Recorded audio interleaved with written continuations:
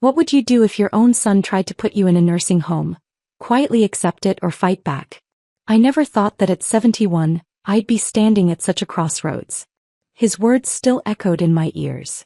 All that talk about it being for my own good and professional care. To me it sounded like a sentence, not a solution. I tightened my grip on the bank card in my hand. Inside that account lay my life savings, $1.2 million in stocks. Maybe it was finally time to make a real choice for myself.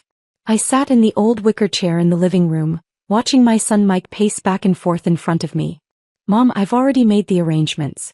There's a senior living facility in Ohio with great amenities, professional caregivers, recreational activities, everything you could need.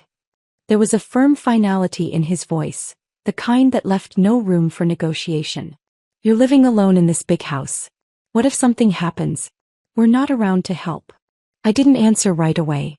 My gaze drifted past him, out the window, to the small garden where Dan and I had spent the last 40 years of our life together. Since Dan passed 3 years ago, I'd cared for those flowers on my own, almost as if he were still here watching over them with me. Mike, I feel fine. I don't think I need to go to a nursing home. My voice was calm, but it was clear Mike didn't agree. Mom, you're 71. Your memory's not what it used to be. You almost forgot to turn off the gas last week. That was just a slip, I said, trying to defend myself, though I knew he wasn't entirely wrong. Lately, I had been forgetting things, small things like appointments or my medication. But that didn't mean I was ready to be packed away and handed over to strangers. Mom, stop being so stubborn. Annie and I talked this through. It's the best decision.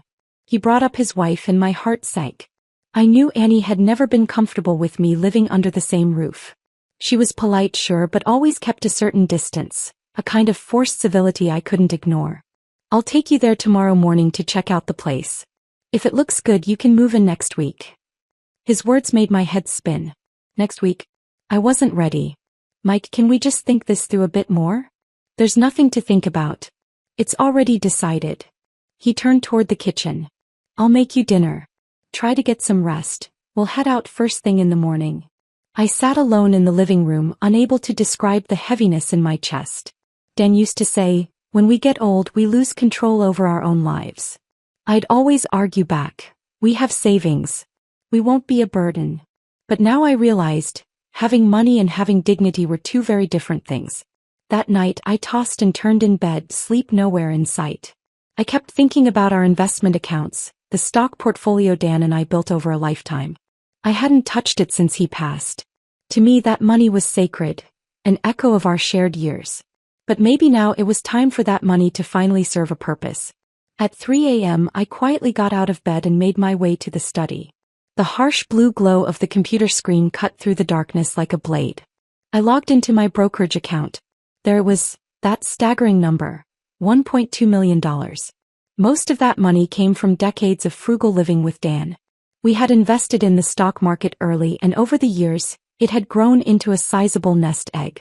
Mike knew I had some money set aside. He'd hinted at it more than once, trying to pry for details.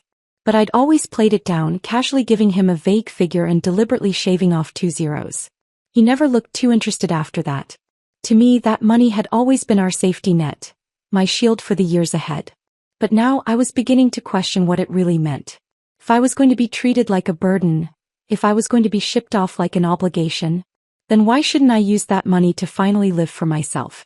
I pulled up a travel website and began searching for tours. I'd never traveled far. The world beyond my backyard always felt like a mystery.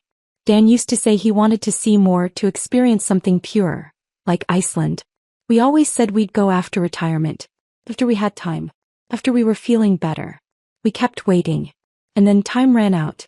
Dan left this world with that dream still sealed in his chest. Now it was my turn. Was I going to keep waiting too? My fingers hovered over the keyboard for a long while before I finally closed the browser. I needed a better plan. The next morning, Mike showed up to take me on a tour of the senior facility. It was on the outskirts of town, quiet, green, the air crisp and clean. Mrs. Stan, our facilities are top-notch. We have medical staff on duty around the clock. The director beamed as she walked me through the place. This is the rec room. Residents come here to play chess, watch TV, socialize. This is the dining hall. Meals are designed by a certified nutritionist. And this would be your room, not too big but cozy.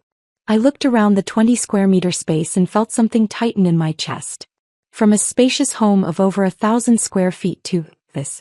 Was this what the rest of my life would look like? How do you feel about it, Mom? Mike asked, glancing at me. It's nice, I lied, forcing a nod. Great. I'll come by tomorrow to sign the paperwork, he said, sounding pleased. Back home, the weight in my chest only grew heavier. And that late-night idea? It wasn't just a passing thought anymore. It was beginning to look like a way out. Just when I was feeling utterly lost about my future, an unexpected encounter changed everything. That afternoon, I went for a walk in the small garden downstairs, hoping the fresh air would help me clear my head. Sussy? Is that really you? A gentle male voice called out from behind me. I turned around to see a man in a pale blue shirt, his hair neatly combed. Time had etched its lines into his face, but there was still a trace of the elegance he must have carried in his younger years. Do I know you? I asked, the familiarity in his face tugging at something in my memory. I'm Chandler. I used to live across the street from you. And just like that, it all came rushing back. Chandler? Oh my gosh, it's you. He had been our neighbor years ago, before the neighborhood was demolished and everyone scattered.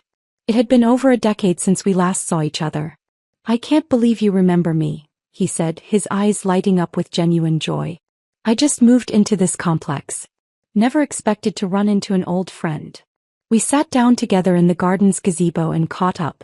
I learned that Chandler's wife had passed 3 years ago as well, and like me, he'd been living alone ever since. His children lived out of state and rarely visited. It gets lonely, you know. Sitting in an empty house doesn't mean much anymore, he said softly. I nodded, deeply understanding. Dan's been gone 3 years too. And now my son wants to put me in a nursing home, I said, unable to keep the bitterness from my voice. A nursing home? Why would he do that? Chandler looked genuinely shocked. He says it's for my own good, but we both know what that really means. I'm an inconvenience, I said, forcing a dry chuckle. These kids, Chandler sighed, they don't understand what we need at our age. What we need isn't high-end care, he continued. It's understanding. It's company. We talked for hours, reminiscing about the past, reflecting on our lives now, our children, the ache of solitude. Chandler spoke with such patience, his words measured and kind. Most of all, he understood exactly how I felt.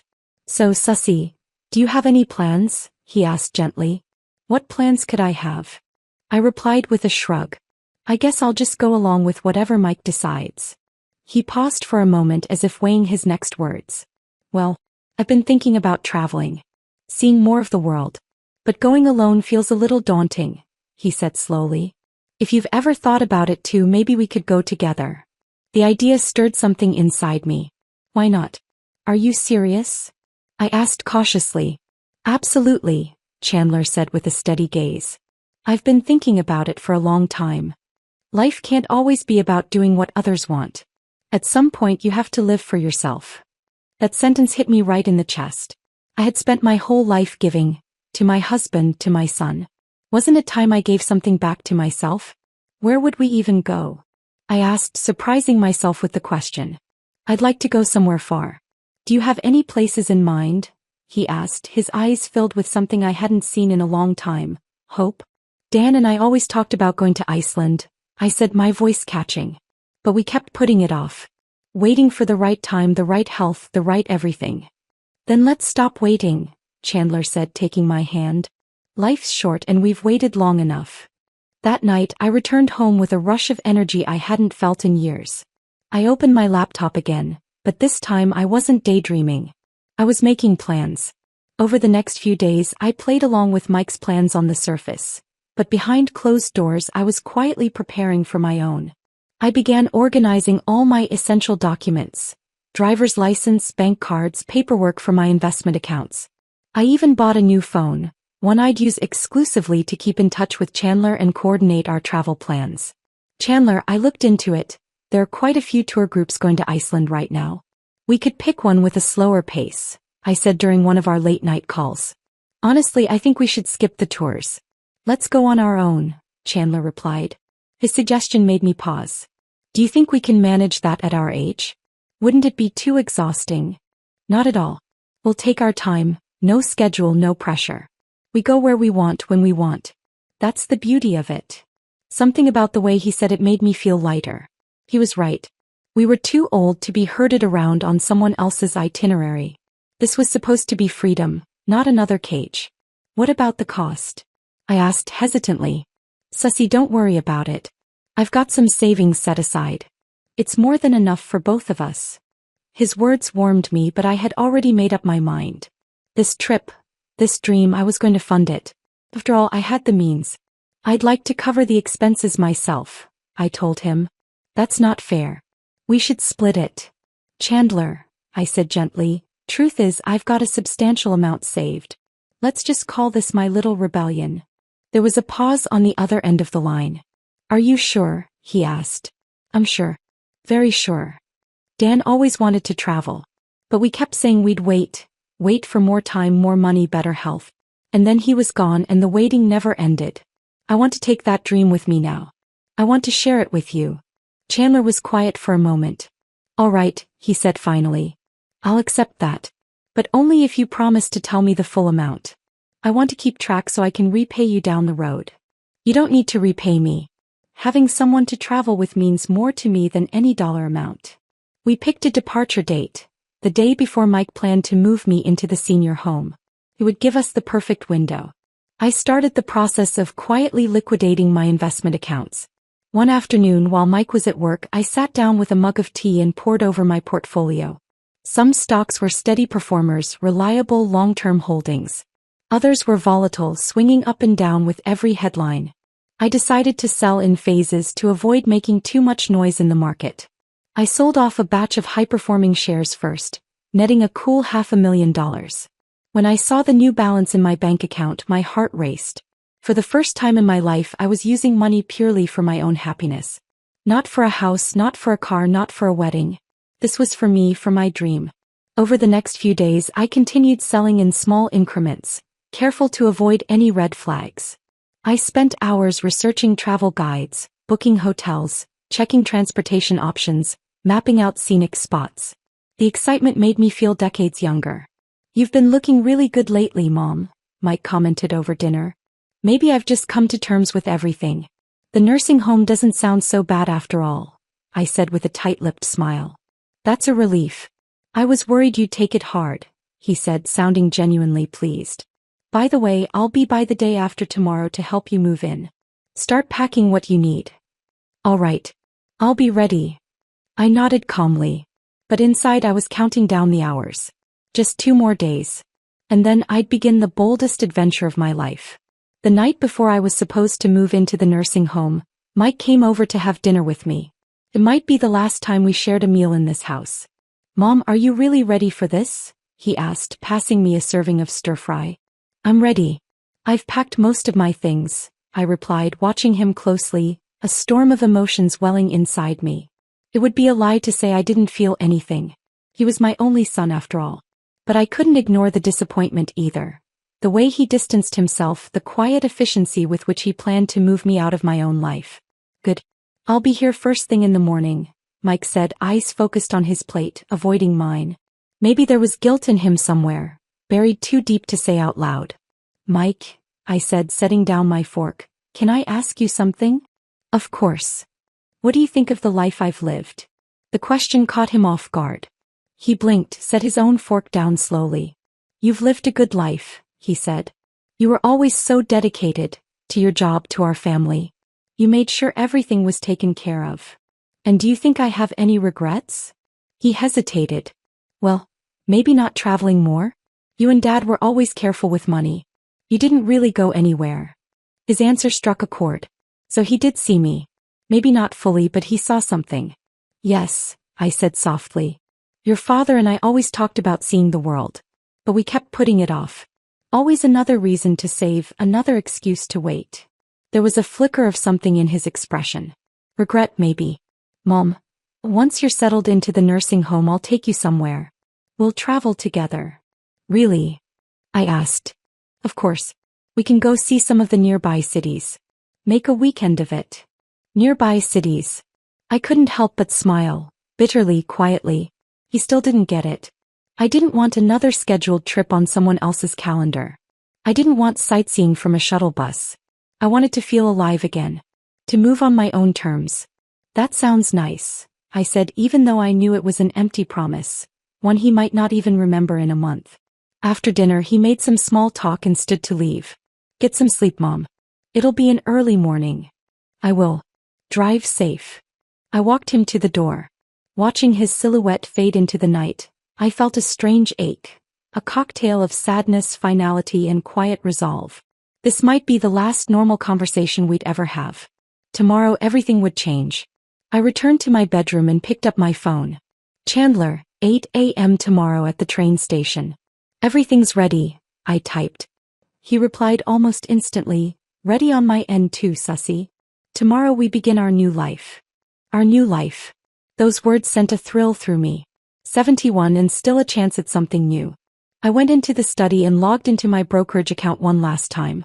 After days of careful planning and slow selling, the stocks were mostly gone. I now had $1 million in cash sitting in that account.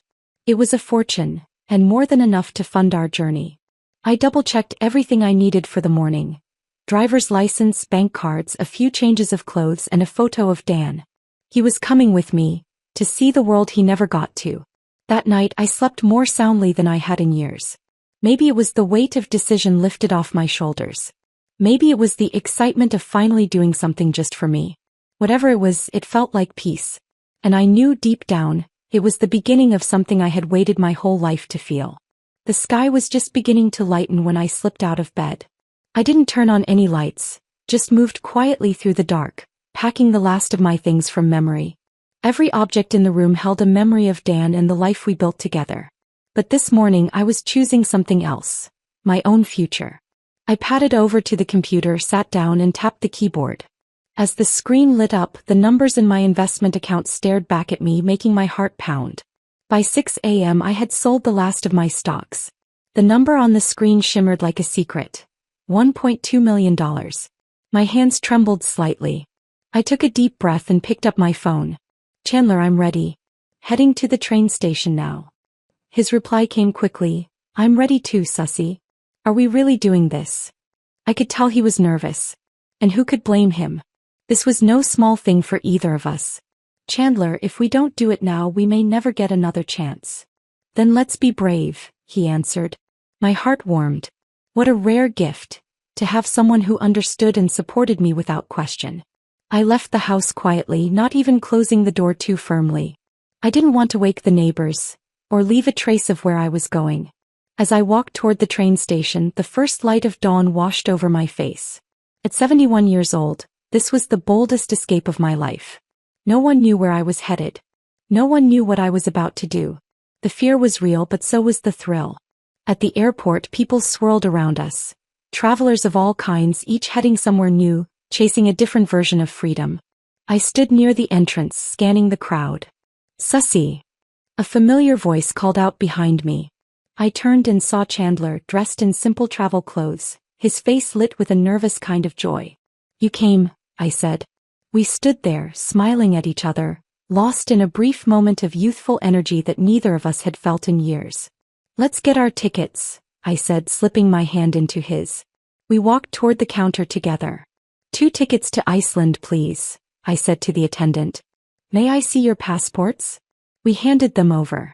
As my name was entered into the system, something stirred in my chest. From this moment forward, our movements would leave a trail. Maybe in a few hours Mike would notice I was gone. Maybe he'd call the police. Maybe he'd search everywhere. But so what? I was a legal adult capable of making my own decisions. I had every right to choose how I lived. Your flight departs at 10:30. It's currently 8:20. You may wait in the lounge, the attendant said, handing over our tickets. Holding that thin slip of paper, I felt a surge of excitement unlike anything I'd known in years. This little ticket held all my longing, for freedom, for life, for something more. In the lounge, we found a quiet corner to sit. Sussy, I'm still a little nervous, Chandler said softly. I am too. But more than anything, I'm excited, I said, squeezing his hand. Can you believe it? We're going to Iceland. We're going to see the northern lights. We're going to live. I never dreamed I'd do something this crazy at my age, he said with a laugh. The minutes passed. The lounge filled with people. Young couples, families with toddlers, lone backpackers. Everyone carried their own flavor of anticipation. And we were just two more hopeful travelers in that sea of faces. At 9:30 my phone rang. It was Mike. I glanced at Chandler, then turned off the phone without answering. Was that your son? He asked gently. Yes. But I'm not taking that call. My voice was firm. Once we get to Iceland and settle in, I'll let him know I'm safe. Do you think he'll be worried? Of course he will. But that's the price of freedom. My eyes were steady, full of resolve.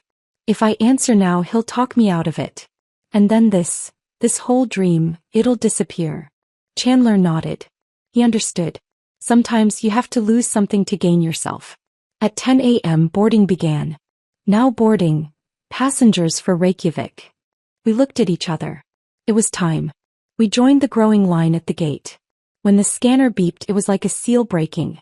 A new chapter beginning. As we walked down the jet bridge and saw the plane ahead, my chest swelled with emotion.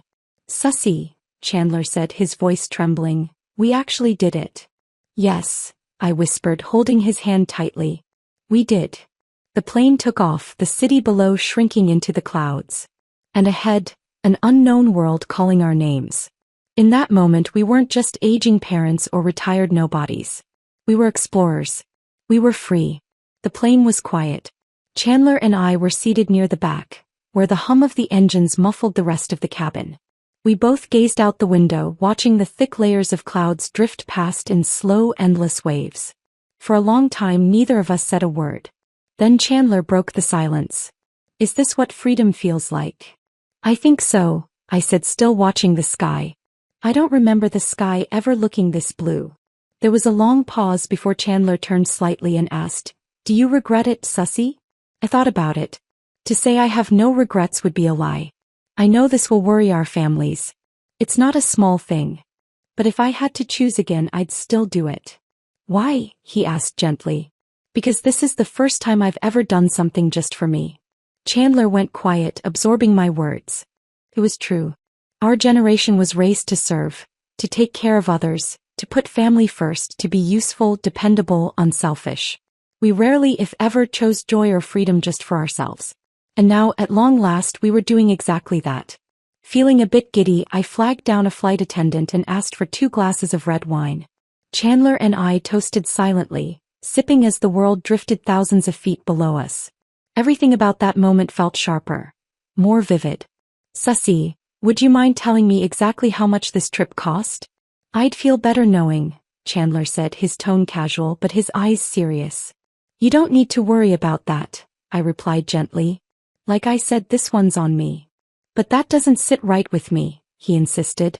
I don't want you to carry the burden alone. All right then, I said, meeting his gaze. I cleared out my entire portfolio.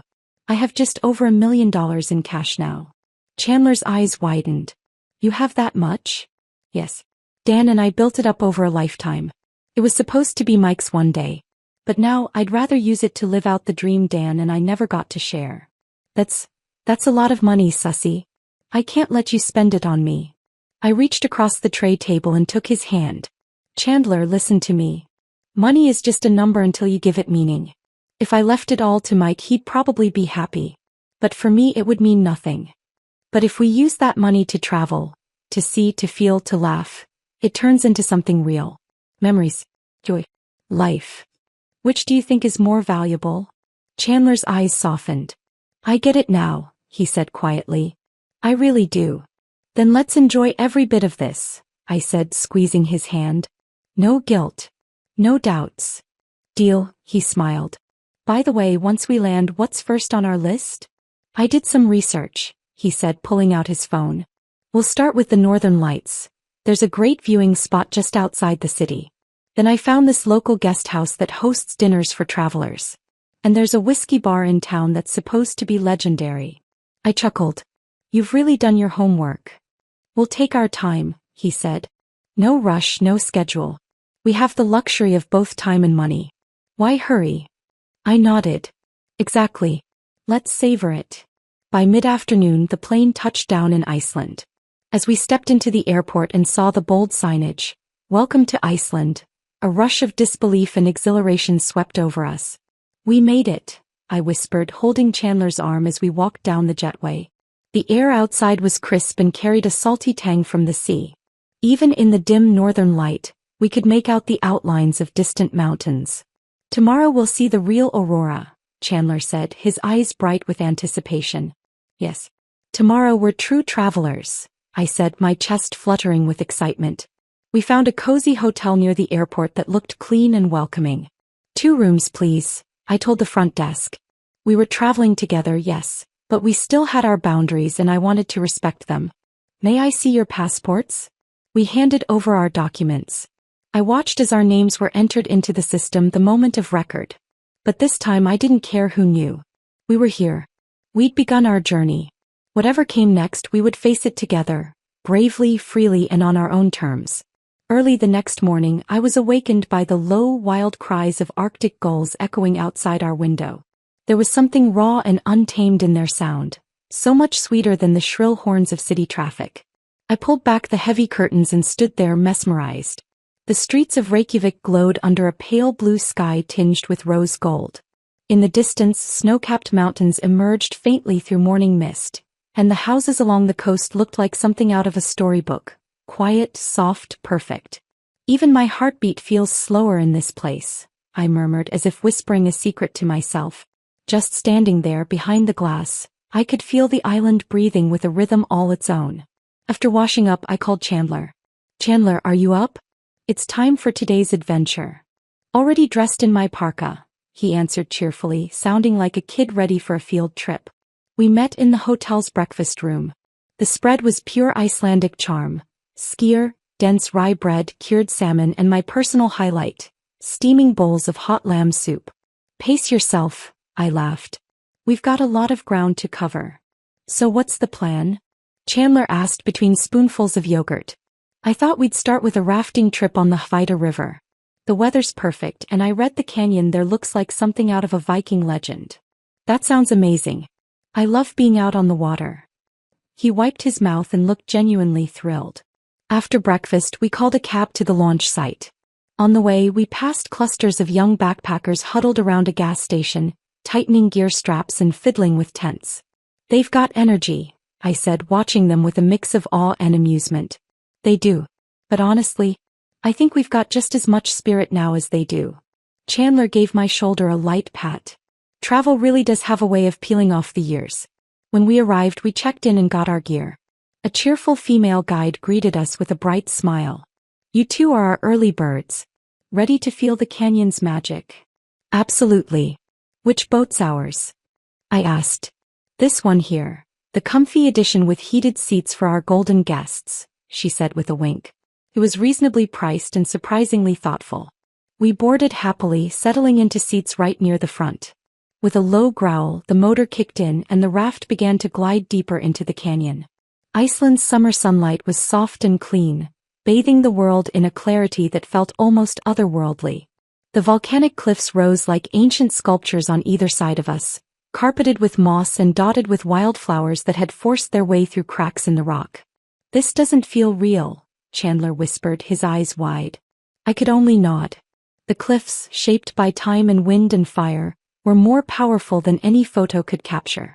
I reached for my phone to take a picture, then paused. "You can't capture it, can you?" Chandler said, watching me. "No," I said quietly. "You have to be here to feel the land breathing." We smiled at each other, tucked our phones away, and let the moment stretch. Midway through the trip, we stopped at a hidden waterfall. The guide led us ashore for lunch beside a tiny cabin tucked against the cliff. There were only a few tables, just enough for our small group. We ordered lamb stew, pan-seared trout, and traditional flatkaka bread.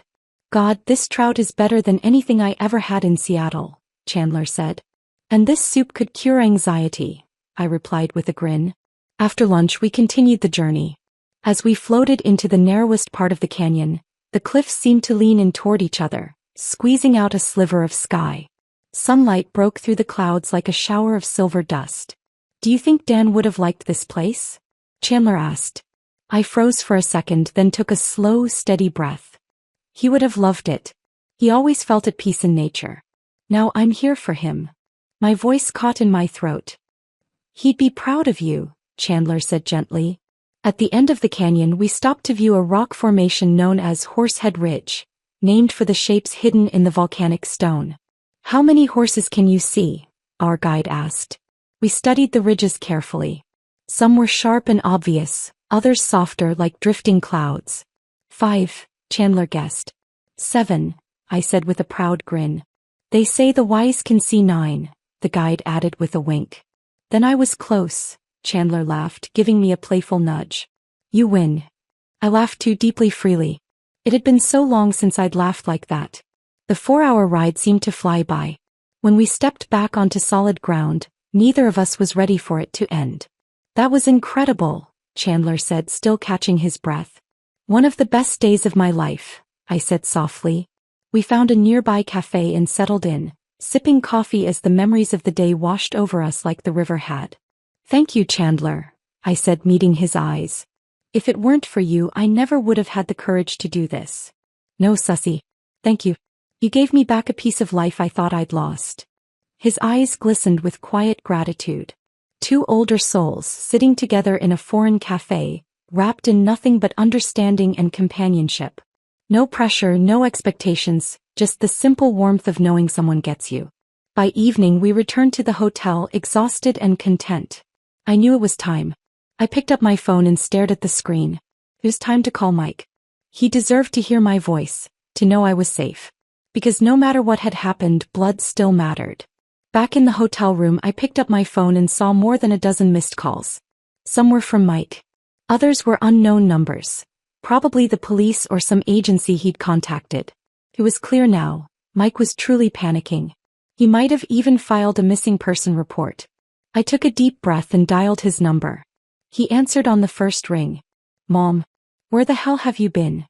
I've been going out of my mind. His voice was a mix of panic and rage. I'm fine, Mike. There's no need to worry. I tried to keep my voice calm, measured. What do you mean you're fine? You were supposed to move into the care facility today and then you just disappear? I thought something happened to you. I called the police. I didn't disappear. I just went on a trip. A trip? Alone? Where are you? I'm in Iceland. I'm here with an old friend. Iceland? Are you insane? You're 71, Mom. You can't just run off to another country like some teenager. Calm down, Mike. I'm not coming home. At least not right now. Is this some kind of scam? Did someone talk you into this?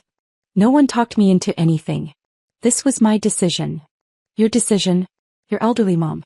You shouldn't be making decisions like this on your own. His words hit hard. So this was what he really thought of me. Mike, I may be old, but I can still think for myself. I still have the right to make choices. I'm doing this for you, Mom. The facility has trained staff. People your age. Safe. You can't just run around the world like this. I'm not alone. I told you, I'm with a friend. What kind of friend? Is it a man? Are you being taken advantage of? His tone turned accusatory and I felt something snap. Mike, do you really think so little of me? Do you honestly believe I'm some senile old fool waiting to be conned? I didn't mean that. I'm just worried about your safety. You want to know the truth? I said, voice low but firm. I've been worrying about everyone else my whole life. About you, your father, your needs, your comfort. And now for once I'm thinking about myself. Is that really so wrong? There was a pause. I understand, Mom, I really do, but this is reckless. You should have told me. We could have planned something together. If I had told you, would you have let me go? He went silent. You already had it all figured out, I continued. I was supposed to be moved like furniture. What room for negotiation did I have? Mom, please. Let's just talk about this in person. Tell me where you are. I'll come to you. No, I said gently. Not now. I need this time. I'll check in with you regularly, but don't come after me. Don't try to stop me. But. No buts, Mike. This is my choice. I took a breath, then added, I'm 71. I don't know how many good years I have left. I'm not going to spend them living by someone else's plan. He was quiet for a moment. Then out of nowhere, a bitter laugh. So what? You're just going to blow through your life savings on some midlife crisis at 70? I know exactly what I'm doing. You and Dad always had those investments. If you were thinking clearly, you'd wire that money to me. Annie and I could make sure it's safe. Make sure you're safe. My heart sank. Is this really about me, Mike? Or is it about the money?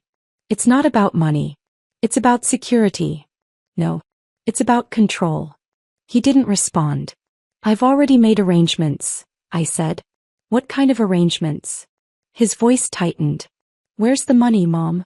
Who did you give it to? I didn't give it to anyone. I set up a trust. And you're not the beneficiary anymore. Silence. Then he exploded. Are you out of your mind? That money is mine. You can't just change that. You're wrong, I said evenly. That money came from decades of hard work. Your father and I built that together. It was meant for you, when I believed you would honor it. When I thought you respected me. This is insane. You'll regret this. Maybe, I said, my voice calm. But I'd rather regret living than regret never trying. Then don't expect to come back. Don't expect there to be a place for you here anymore. I smiled bitterly. Mike, you shut that door long before I ever left. Mom. Goodbye, Mike. I hope you find your own way now. Without my map, without my wallet. I ended the call, set my phone to airplane mode, and sank slowly into the chair by the window. Tears rolled silently down my cheeks. But my hands did not shake. When Chandler gently knocked on my door, I had already washed my face and slipped into the navy blue coat I'd packed for the trip. My hair was still damp. The woman staring back at me from the mirror looked leaner than she had a few years ago, but her eyes were clear and her jaw set with resolve. I opened the door. Chandler stopped in his tracks the moment he saw me. You okay? He asked softly. I nodded, then shook my head. Just had a fight with my son. He didn't press. Instead, he handed me a warm cup of coffee. Do you want to talk about it? I looked at the mug in my hand, the rising steam curling toward my face. In that moment, it said more than any comforting words ever could. He told me I should transfer all my money to him, I said quietly. Said he'd keep it safe. Said he was worried I'd get scammed. What did you do? Chandler asked. I set up a trust.